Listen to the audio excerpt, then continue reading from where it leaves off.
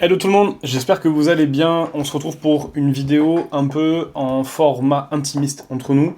Ce genre de vidéo-là sera beaucoup plus présente sur cette chaîne-là. Je vous expliquerai peut-être dans cette vidéo un peu plus tard qu'est-ce qui la motive. En tout cas, ce qui la motive, c'est un petit peu l'objet de cette vidéo, c'est vos prospects ont changé, la vente a changé, notamment en 2026, vous le sentez pour beaucoup d'entre vous, et on va parler un petit peu de comment vendre dans un contexte où nos prospects sont de plus en plus sceptiques.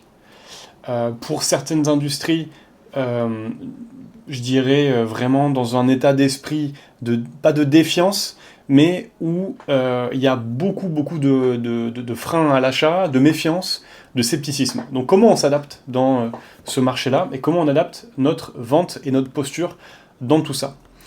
La manière dont je tourne cette vidéo est un petit peu le reflet de ce que je vais vous conseiller et de ce que je peux observer sur le terrain. Quand je dis ce que je peux observer sur le terrain, si tu ne me connais pas et que tu regardes cette vidéo, ça fait maintenant plus de 15 ans que j'évolue dans la vente. J'ai été commercial, responsable d'agence, formateur commercial, coach de vente, directeur commercial, et aujourd'hui je conseille plusieurs équipes de vente et j'aide également pas mal d'équipes de vente et de dirigeants à s'améliorer sur la partie vente. Au quotidien, j'écoute énormément d'appels de vente, je coach beaucoup de commerciaux sur différentes industries. C'est ce qui fait que j'ai un regard sur le marché, de ce qui est en train de se jouer, qui est assez, je dirais, objectif. Et c'est ce qui va en tout cas amener les conseils que je vais te donner dans cette vidéo, que tu partageras ou que tu partageras pas. Peu importe, dans tous les cas, je vais te donner ma vision de comment adapter ta vente et de ce qui fonctionne selon moi sur le marché. Je vais regarder aussi un petit peu ici et peut-être un peu en haut aussi, pour déjà regarder ici et avoir la trame, pour pas que cette vidéo elle dure 4 heures, et ici au cas où je n'aurai plus de batterie, dans le cadre où je partirai un peu dans tous les sens. Bon. Le constat, les prospects ont changé. Est-ce que c'est le marché qui a changé ou les prospects qui ont changé? Je préférerais te dire que c'est les prospects qui ont changé, et il y a surtout certaines choses qui se sont durcies, mais qui étaient déjà présentes dans la manière de vendre d'avant. Tu peux peut-être suivre beaucoup de chaînes sur la vente, regarder pas mal de formateurs ou de personnes qui sont spécialisées sur la vente. Tu remarqueras que pour beaucoup, il y a beaucoup de curation de contenu, de curation d'informations. Ce que ça veut dire, c'est que beaucoup de personnes qui t'enseignent la vente, ou en tout cas t'enseignaient la vente, prenaient des concepts qui venaient des États-Unis pour les dupliquer en France, et d'autres qui n'ont aucune euh, objectivité de ce qui se joue sur le terrain, et qui n'ont pas un savoir-faire. Donc c'est la différence entre un savoir-faire et un savoir-faire, c'est je sais faire, je sais closer par exemple, mais je ne sais pas expliquer qu'est-ce qui fait que ça marche bien. Okay, et donc il y a beaucoup de bons commerciaux, mais il y a peu de personnes qui arrivent à mettre de la vraie lecture, de la vraie conscience. Et donc aujourd'hui, face à des personnes qui n'avaient pas la conscience et qui n'arrivaient peut-être pas à lire ce qui se jouait côté prospect, ça passait avant. Parce qu'il suffisait de prendre des informations, d'avoir un peu la bonne posture et de la dupliquer auprès de certaines personnes. Malheureusement, nos complexités sur notre marché français se sont révélées, ou en tout cas durcies, si je peux dire ça comme ça, en 2026, puisque déjà historiquement, la France n'aime pas les vendeurs. Historiquement, la France a de grosses difficultés par rapport à la psychologie d'achat, notamment la psychologie de dépense. Et donc, c'est ce qui fait que, déjà avant, les méthodes US pour closer ou pour vendre pouvaient passer, même s'il y avait quand même pas mal de choses qui avaient du mal à s'adapter à notre marché. Aujourd'hui, il faut bien comprendre que tout ce qu'on pouvait t'enseigner avant, en tout cas en grosse partie, a de plus en plus de mal à fonctionner parce que nos prospects, en tout cas nos prospects français, ont pas mal évolué, notamment sur leur scepticisme, sur leur manière de réfléchir, leur manière d'acheter. Euh, et également parce que, en fait, déjà, ce qui était peut-être pas forcément bon avant comme conseil, s'avère complètement inefficace aujourd'hui. Donc, tes prospects, ils ont plus d'infos, ils ont déjà vu des tonnes d'offres, ils connaissent les techniques de vente, et d'ailleurs, un point qui est très important, c'est que tu as de plus en plus de prospects qui voient, et qui sont sur les réseaux sociaux, qui voient soit des humoristes exposer les méthodes de vente, ou en tout cas oui, on va dire les méthodes de vente de personnes qui vendent des programmes de formation, des programmes d'accompagnement, et on voit aussi de plus en plus, en tout cas on expose de plus en plus des pseudo-vendeurs, closers, et on met en avant un peu leurs techniques médiocres. Donc tout ça fait que il y a quand même une grosse exposition aux techniques de vente. Pourquoi ce point-là il est important? Parce que ça veut dire que possiblement avant que ton prospect t'ait au téléphone, il a déjà peut-être conscience des techniques que tu vas utiliser, de ta posture de vendeur, et donc il va arriver avec de nouveaux freins supplémentaires qui n'avaient pas autant, ils étaient présents, mais pas autant avant. Okay, et autre chose que tu le sais, c'est pour ça qu'on fait aussi cette vidéo, qui change, c'est que l'IA est venue agrandir le fossé, et que déjà avant, on avait des prospects qui prenaient le temps de se renseigner et qui arrivaient en règle générale devant un commercial déjà avec plusieurs informations, notamment parce qu'ils n'ont pas envie de se faire enfler, et donc ils se renseignaient déjà avant. Aujourd'hui, ils arrivent avec plein d'informations, avec de l'intelligence artificielle qui les a probablement déjà conseillés, qui les a probablement dit ce qui est bien et ce qui n'est pas bien, et donc ils arrivent avec on va dire une psychologie d'achat qui est quand même très particulière et qui est souvent biaisée. Tu rajoutes à ça qu'il se méfie de toi, tu as quand même pas mal de barrières à casser aujourd'hui. Donc ce qui veut dire que tes techniques où tu essayes d'aller dans de l'émotionnel ou de poser des questions pour creuser, qu'on a déjà vu 1000 fois sur YouTube, Instagram, TikTok ou ce que tu veux, maintenant elles deviennent de plus en plus téléphonées. Okay, donc plus tu essayes d'utiliser des techniques qui s'apparentent à des techniques de vente, de closing ou autre, plus tu vas être mis dans la catégorie de « il essaye de me vendre ». Okay, et on le sait très bien, ce qui va favoriser une vente, c'est de baisser au maximum la résistance à l'achat. Okay, et donc plus tu vas renforcer cette méfiance ou ces signaux un peu d'alerte qui vont se déclencher dans l'esprit de ton prospect en mode « attention, là ça ressemble à un vendeur », mais en fait, plus tu pars perdant et plus tu vas baisser sa jauge, enfin plus tu vas augmenter sa jauge de méfiance. Ok. Ce que ça donne concrètement en call, donc les objections, je vais réfléchir, je vais comparer, il faut que j'en parle à, etc. Elles sont de plus en plus nombreuses, mais le je vais réfléchir va devenir de plus en plus présent. Pourquoi? Parce que bien que notre prospect soit exposé de plus en plus à de l'information, d'ailleurs, il y a un biais cognitif en marketing qui est très connu, qui explique que plus tu donnes de choix à un humain, et plus il a du mal à choisir. Maintenant, pour la quantité d'informations qu'on va donner à un prospect, c'est la même chose. Il arrive avec une énorme quantité d'informations, il a plein de possibilités, plein d'opportunités, et un peu de la même manière qu'en séduction, on constate qu'il y a une difficulté à l'engagement, et que ça devient un peu la norme de moins se battre pour son couple, eh bien, pour un prospect, c'est le même, entre guillemets, pattern qui revient, puisque le fait qu'on ait du mal, en tout cas, à se battre pour son couple, et que, entre guillemets, rapidement, dès qu'il y a une résistance, on va larguer son partenaire, en fait, c'est que dès que ça devient compliqué, ou qu'on se dit « Ah, ça a l'air difficile » ou « Je ne sais pas si ça va fonctionner pour moi, ça me fait peur, etc. » On va avoir le réflexe de dire « Tiens, est-ce que si j'allais pas regarder ailleurs ?» D'accord ? Et donc ça s'est exacerbé, notamment en 2026, et j'ai beaucoup de commerciaux ou dirigeants qui me disent « Ouais, mais on n'arrive pas à outrepasser les « je vais réfléchir » ou on a des délais de vente, donc des cycles de vente qui sont de plus en plus longs. Et oui, parce que forcément, notre prospect a tendance à repousser sa décision. Okay ? Ça, c'est dû à quoi? Encore une fois, c'est que on est tellement fucked up avec tout ce qu'on a comme information, on a une moyenne d'attention à cause des réseaux sociaux qui est savatée. Tu rajoutes à ça le fait qu'on est bombardé d'informations, en fait, ton prospect n'est plus aussi pertinent pour prendre ses décisions de lui-même. La preuve, tu as beaucoup de personnes qui vont aller sur ChatGPT pour poser une question, attendre une réponse, et finalement, est-ce que la remise en question de l'information qui a été donnée est-elle assez forte de la part de la majorité des personnes? Non, et c'est ça qui est dangereux. C'est-à-dire que tu vas prendre de l'information, tu vas demander à une pseudo-intelligence artificielle de te conseiller, sans forcément peut-être challenger. Et donc, tu te retrouves à avoir une multiplicité d'opportunités, de choix, d'informations, et ton prospect, en fait, finalement, là-dedans, il te donne un visage de je suis éduqué, je suis malin, tu vas pas me la faire. Mais réellement, à l'intérieur de lui, ce qui se passe, c'est qu'en fait, il est tellement bombardé d'informations qu'il ne sait plus ce qui est vraiment bon pour lui. Et quand on lui montre quelque chose qui est bon pour lui, ben en fait, il a tendance à avoir soit peur ou à douter. Ok. Donc, qu'est-ce que je me suis marqué? Il cherche plus uniquement une raison d'acheter, il cherche aussi le piège. Et donc ça, c'est une posture que tu vas voir de plus en plus. Dans le sens où ils sont éduqués au fait de se faire vendre. Et alors, je ne saurais pas te donner ce comportement ou ce biais cognitif qui fait qu'on est dans cette psychologie-là, mais ton prospect, il sait qu'il va se faire vendre.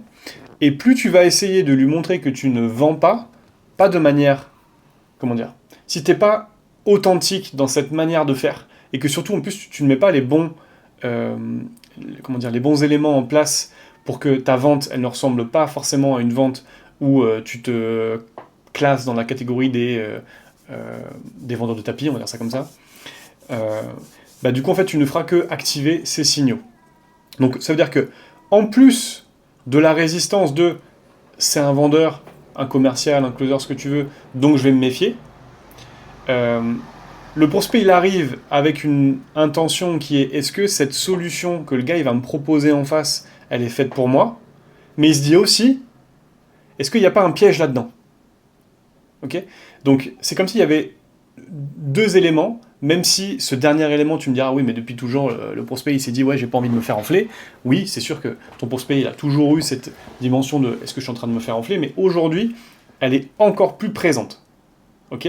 Ce que ça veut dire, et donc ça fait une transition avec mon autre point, c'est que t'en reviens plus seulement à défendre, en tout cas défendre, d'ailleurs c'est un point qu'il faudra faire attention, mais t'en viens plus à vendre ta solution, il n'y a plus que ça, mais t'en viens aussi à devoir vendre le fait de tu peux me faire confiance.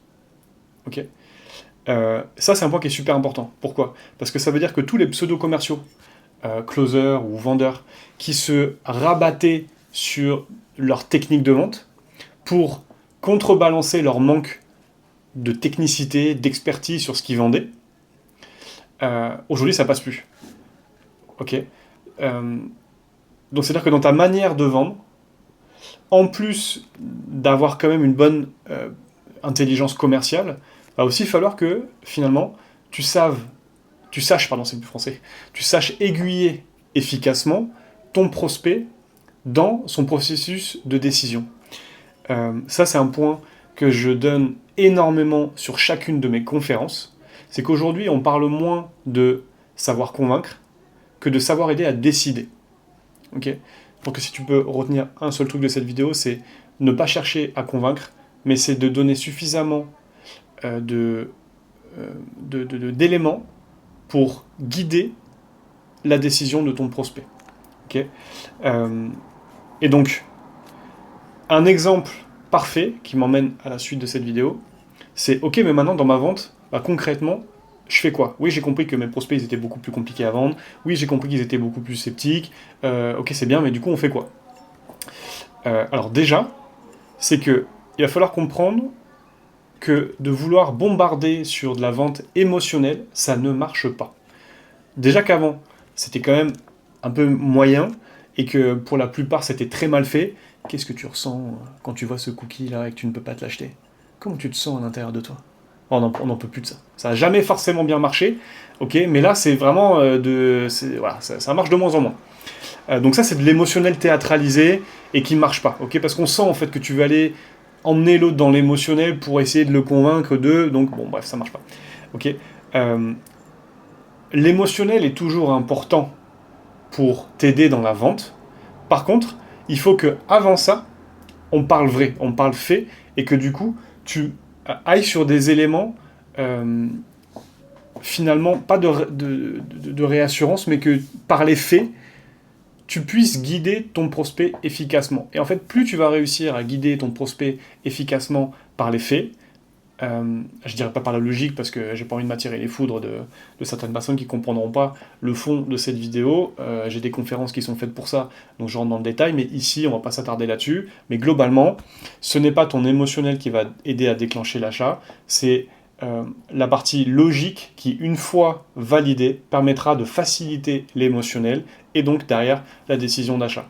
Ok. Ce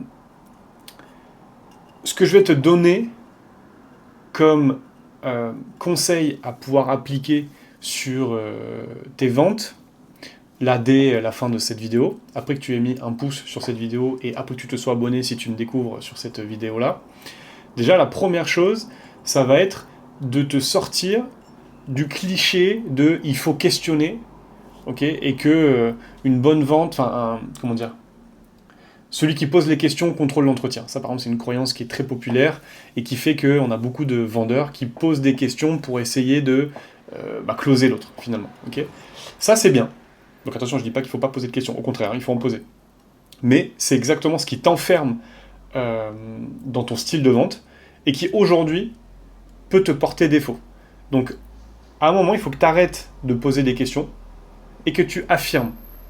On n'a plus besoin de quelqu'un qui essaie de nous faire le Freud sur notre vente pour essayer de nous faire prendre conscience à quel point, oui, on merde, oui, on passe à côté de quelque chose, mais on a aussi besoin de quelqu'un qui nous dise avec certitude ce qui est bien et ce qui n'est pas bien.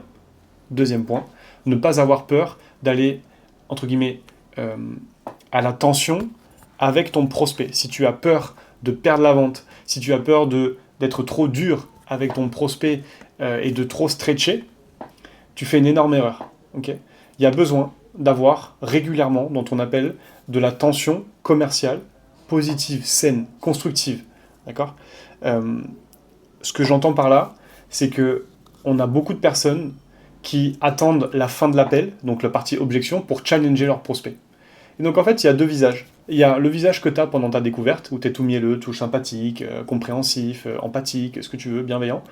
Et en fait, quand tu arrives à l'objection, tu te transformes en un challenger qui sort de nulle part. Parce qu'en fait, tu n'as jamais mis de tension dans ton appel, et donc en fait, tu te retrouves à mettre de la tension à la fin, exactement là où il n'en faut pas. Okay, et tu travailles une tension commerciale sur une objection, exactement là où ton prospect il sait que tu lui fais ça pour lui vendre, alors que tu pourrais mettre de la tension commerciale positive dans ta découverte sur les besoins, enjeux, problèmes, vision de ton prospect. D'accord ? Quand tu fais ça, ce que tu fais, c'est que tu t'assures de la sécurité dans votre relation. Plus que jamais, là en 2026, j'allais dire, les bons séducteurs feront des bons vendeurs, mais également, ce qu'il faudra comprendre, c'est que,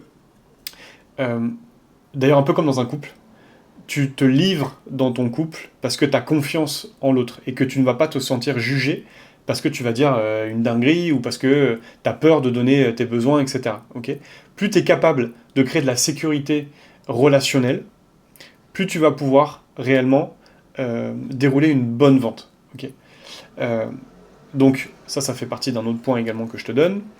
Et l'autre point, c'est, donc comme je l'ai dit, de donner de la certitude, et donc c'est de ne pas hésiter à ne pas être d'accord avec ton prospect pour justement lui montrer une autre vision de ce qu'il ne voit pas. D'accord ?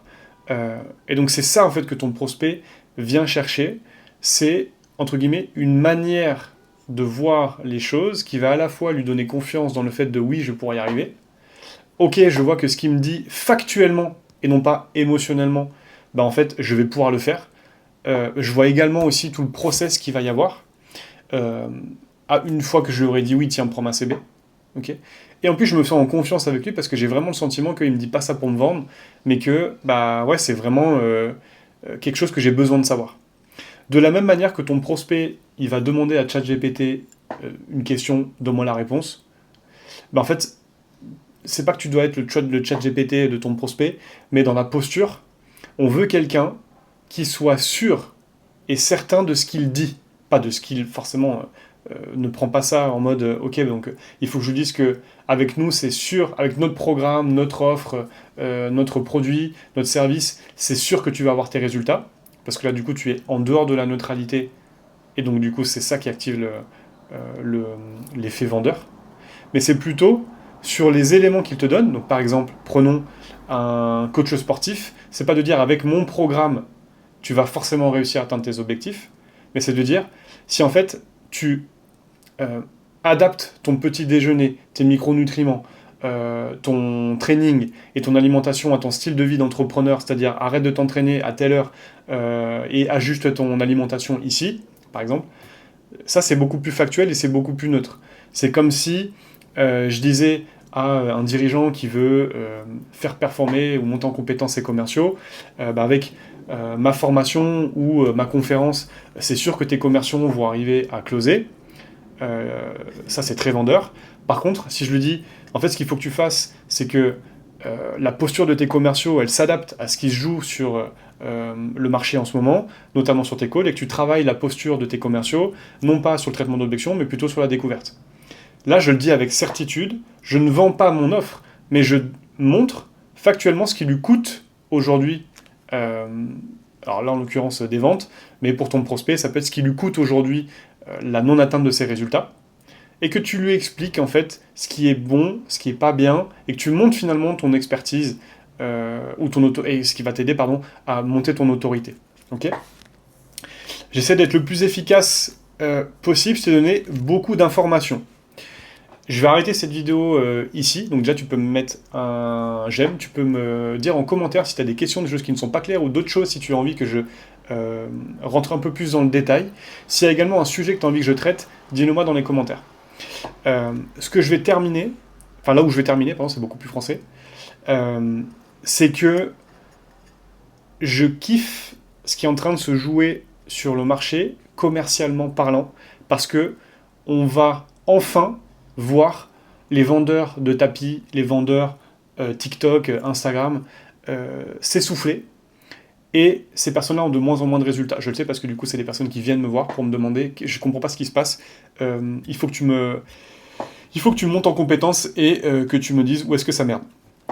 Donc ça c'est le premier truc, il y a évidemment quelque chose à bouger, et à chaque fois que je bouge quelque chose chez les gens, mais je sais que j'ai beaucoup de confrères qui font également la même chose, on joue beaucoup sur la posture, okay, parce que là on va enfin parler de leadership, on va enfin parler de posture, et qu'il y a des éléments d'intelligence relationnelle qui, en 2026 en tout cas, et face à nos prospects, ne peuvent plus passer à la trappe.